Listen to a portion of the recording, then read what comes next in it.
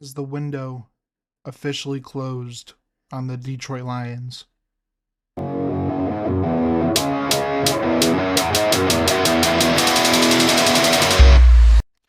What's up, guys? Welcome back to the Gridiron Podcast. Happy to have you guys here again. Merry Christmas to you and your families. And Mike will be joining in with a couple of questions. Unfortunately, he was unable to be here for the full recording. And yeah, let's get straight into it. All right, so I'm going to start off with the Minnesota Vikings taking on the New York Giants. And they won with a score of 16-13. Obviously, JJ McCarthy going down with a hand injury. And it was really a battle of two defenses, to be fair. Really low scoring game. And both quarterbacks did not play well. Aaron Jones, 21 carries, 85 yards, averaging about like 3. But here's what I really want to talk about is these close games for the Vikings. It seems whenever these games are close, they either completely bomb out or they look good. Today was kind of in the middle with the game kind of coming down to the wire, but not fully. Where this Minnesota Vikings team needs to show out on offense earlier in the game. They did not look good really for the entire game. So we'll have to see where that leads them the rest of the way. I'm interested to hear your thoughts on the Bears-Packers game because honestly, the Packers, despite losing Jordan Love in that game, should have won that game.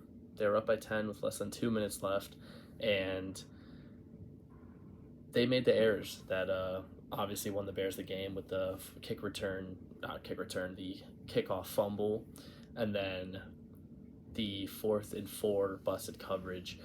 So honestly, the Packers should have won that game, and that's actually embarrassing because the Chicago Bears, Ben Johnson, how much Caleb Williams is thriving. If the Packers and Bears rematched, who do you think wins, Nick? I'm very curious.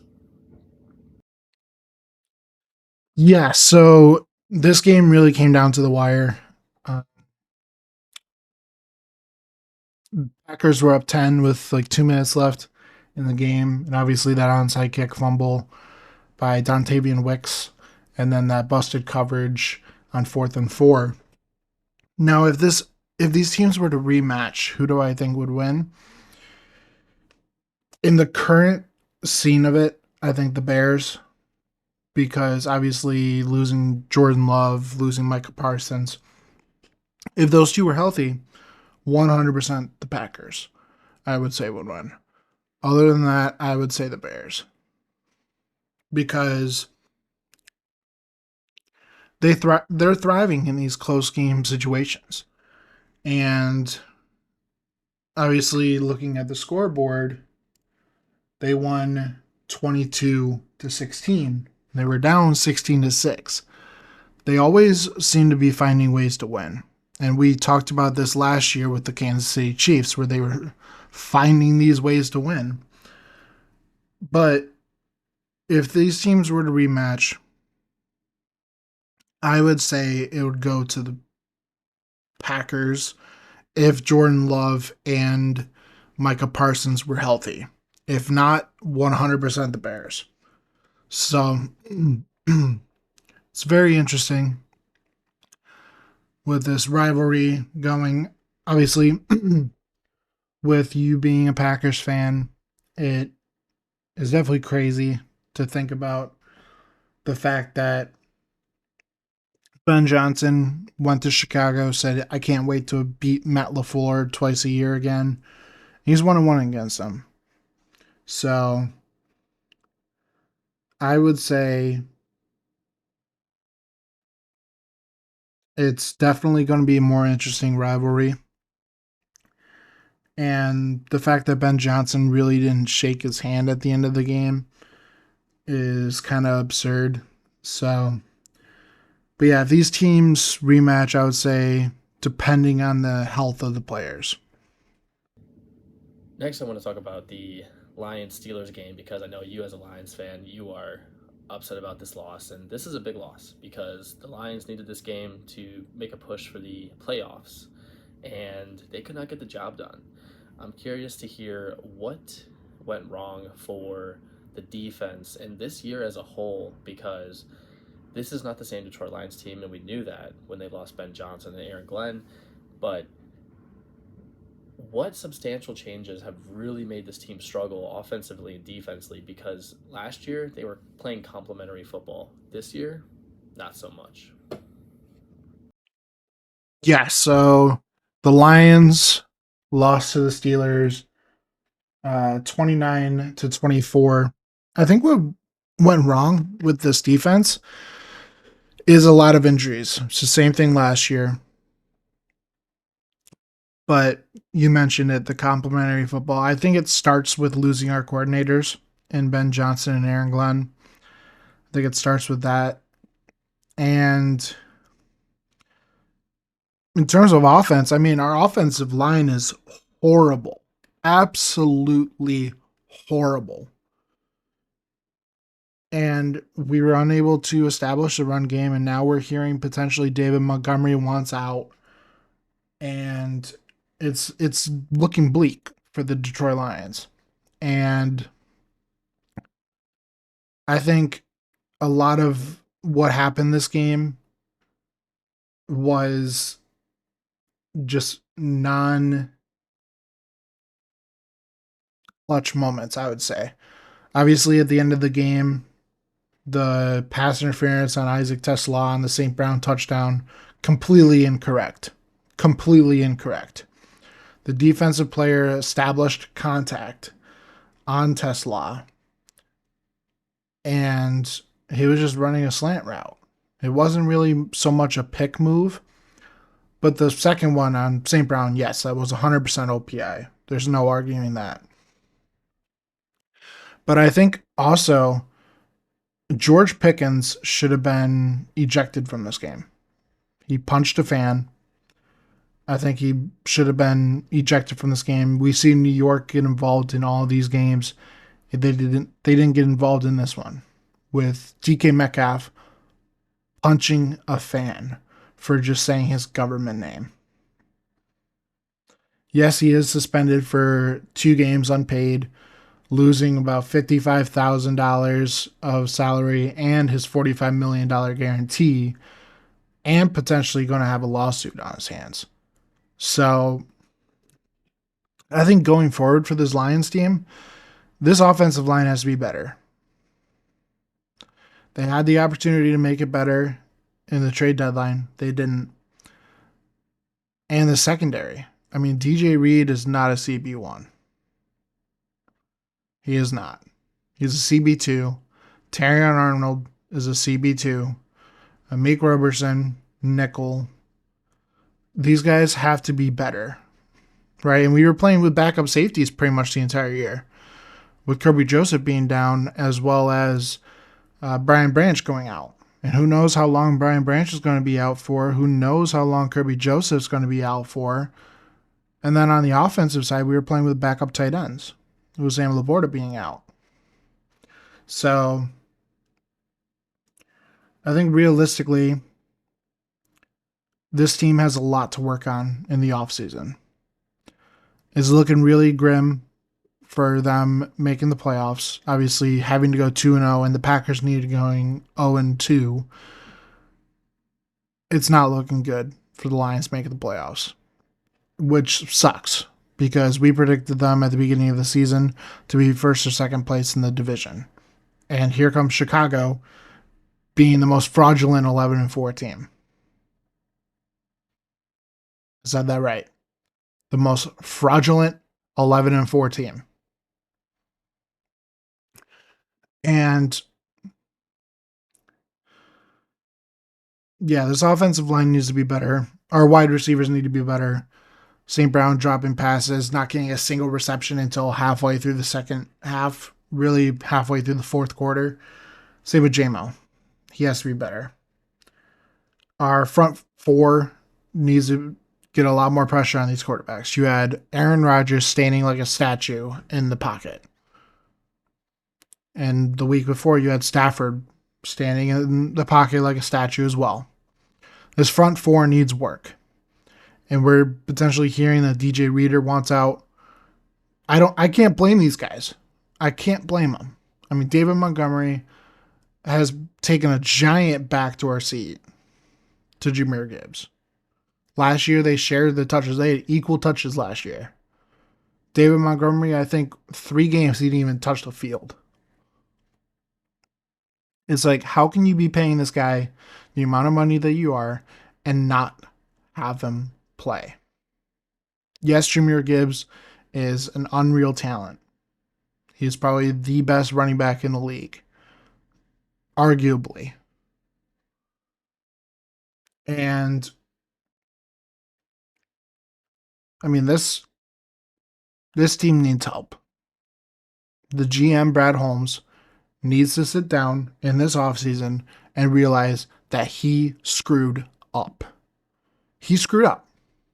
He should have made a move at the trade deadline. He didn't. He should have made more moves in the offseason. He didn't. He needs to realize that this season is on him at some point. When you don't put your players in a place to succeed, they aren't going to succeed. Plain and simple. Dan Campbell obviously taking over the play calling.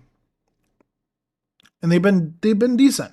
But I hate these third and long screen passes. Like, why are we doing screen passes on 3rd and 12? Why? To maybe go for it on 4th and 6? Like, what are we doing? John Warren's got to go. He's got to go. He's horrible. Get him out of here. If you're going to promote someone to OC, promote either David Shaw or Scotty Montgomery. Those two and those two only. Because John Morton is a piece of dog shit. He's horrible.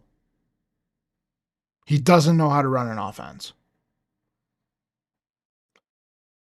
What the Lions need to do this offseason, they need to go for an offensive lineman, if not 2. Because Taylor Decker's got to go. He's been horrible this year. Graham Glasgow's got to go. He's been horrible.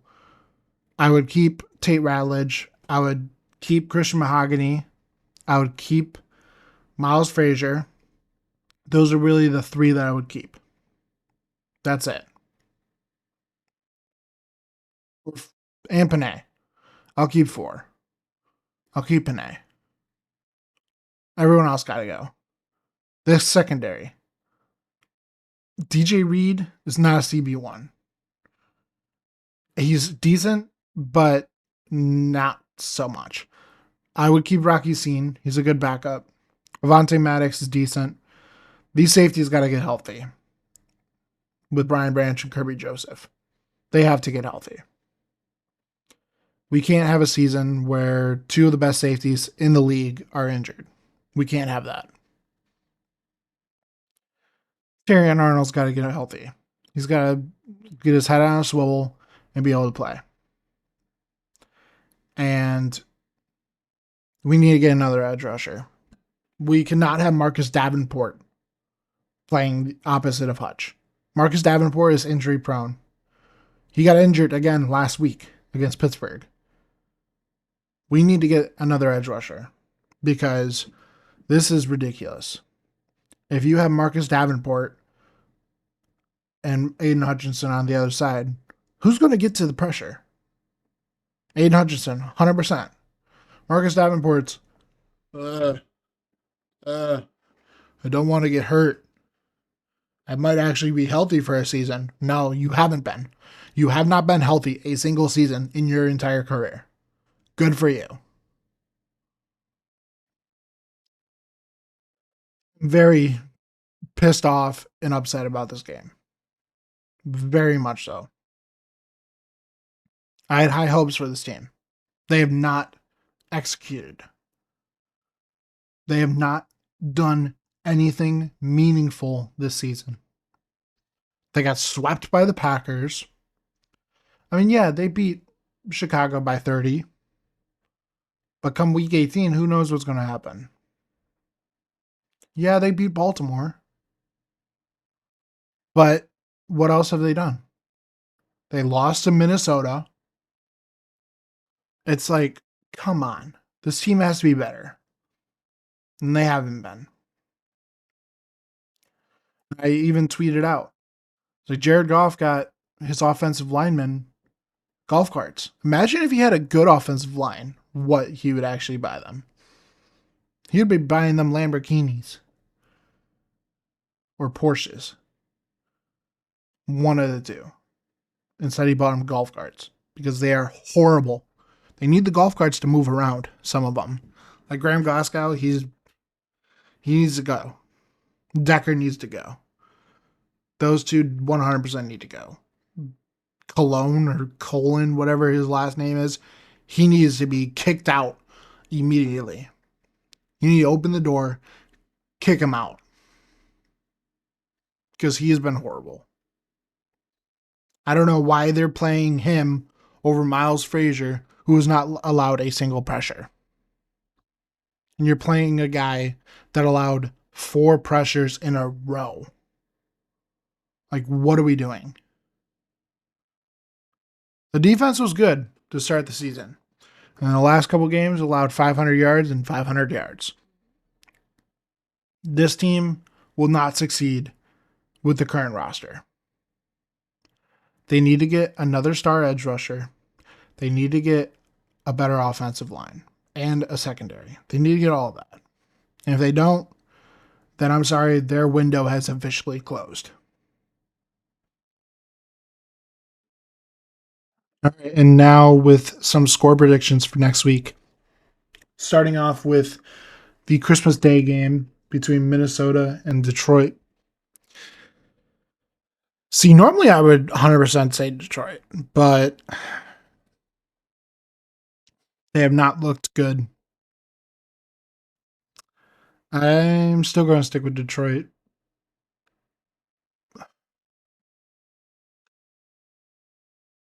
24-17.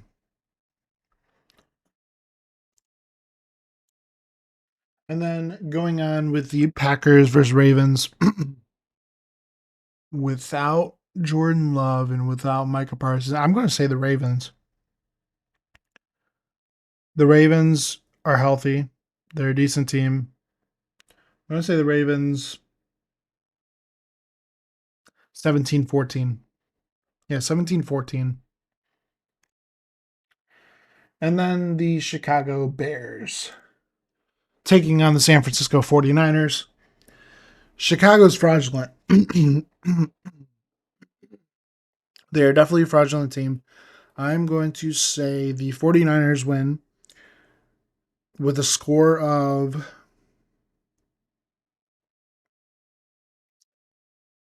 28-18. 28-18. Yeah, I'm going to say 28-18 to the 49ers. But yeah. But yeah, that's going to do it for this episode of the Gridiron Podcast. Thank you guys for tuning in, as always. And also, Merry Christmas. We will have an episode out next week for New Year's as well.